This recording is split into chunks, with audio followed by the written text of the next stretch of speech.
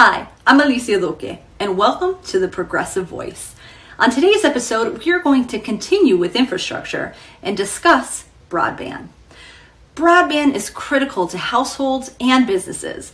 During the COVID pandemic, with so many NEPA locals working from home and students in virtual classrooms, we learned firsthand how critical having access to broadband in our daily lives is.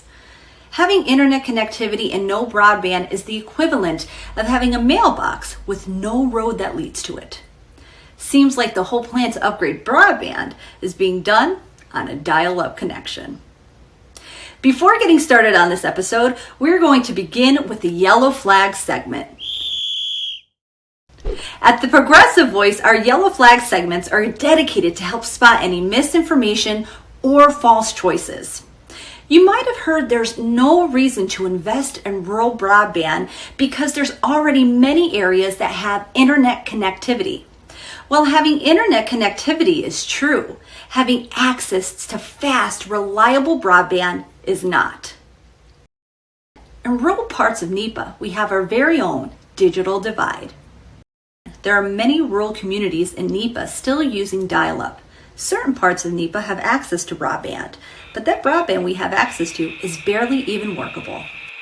According to the Federal Communications Commission, more than 800,000 Pennsylvanians lack access to robust, reliable, high-speed internet, and more than 520,000 of those residents are living in rural areas. So what do we need to do to build back a better broadband system in NEPA? Let's explore. We like to include things like broadband internet as infrastructure because, again, it's the same principle. It's part of the foundation, the basis upon we build creating things and moving them around and moving people around and getting people where they need to go. Getting kids where they need to go with education depends more and more and more on broadband internet. And that's why we talk about it so much. In fact, the electricity grid is part of infrastructure, and we often compare that now to broadband internet for rural places. You know, about 80 years ago, we had the Rural Electrification Act. And again, this was the federal government pitching in, showing its muscle, what it does best. And we electrified really rural, hard to find places, the hollers in Eastern Kentucky and West Virginia and places that, didn't expect to get electricity for a long time. They got them because of the Rural Electrification Act under the Roosevelt administration. It's the same principle. We have to do the same thing with broadband internet. And that's why I do include broadband internet as infrastructure. We do have big pockets where people don't have the same access to the internet in parts of Wayne County, parts of Pike County, in parts of Luzerne County and Monroe County. Northeastern Pennsylvania has a lot of places that are part of what they call the digital divide. That's the modern speak. Young people like you, Alicia, you like phrases like that, I know. And what we're talking about is, on one side of the divide, you have the haves, and the other side, you have the have-nots. And the have-nots are the kids that are getting left behind in their education because they can't log on to Wikipedia and find out what something is, or they can't, figure out the word for something in a different language. They're studying really fast. All of the things that the internet provides, they can't go on streaming services because, there are actually places that still use dial-up in northeastern Pennsylvania. It's crazy. And that's a big need.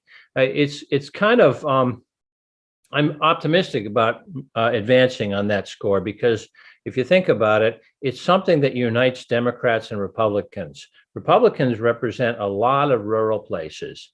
And when I talk about broadband for rural places, I look across the aisle and I see them nodding yes. So that is very encouraging. In the previous Progressive Voice episode, Representative Bridget Kozarowski spoke about how the PA State Legislature had the opportunity to invest in quality access to broadband across rural parts of northeastern Pennsylvania. But the PA State Legislature did nothing. They put it in a rainy day fund. Investing in broadband is needed. Many companies' hybrid models are not going away. And with COVID cases fluctuating, many students going back to virtual learning, and for telehealth options, there should be no reason why a broadband investment should not be at the top of priorities. Just looking at several graphics of access, it's clear the connection to broadband is not a functional current way of life for now or for our future in northeastern Pennsylvania. The Pennsylvania Rescue Plan gives research and development $100 million. This is not just for now, it's for the future. Broadband will expand not only telehealth, not only education, but also expand it for other opportunities economically. Let's use that $200 million wisely. Let's invest in broadband and give more of Pennsylvania the opportunity to succeed. Find out more, pahouse.com.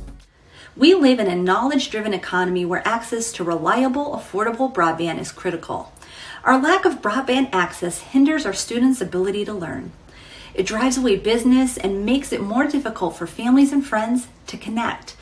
When it comes to emergency medical services, every second counts. Emergency service providers need access to robust broadband to ensure they are able to communicate with patients and hospitals effectively and transmit and receive critical data to implement the latest technology. It seems our healthcare systems are doing the best they could possibly do right now.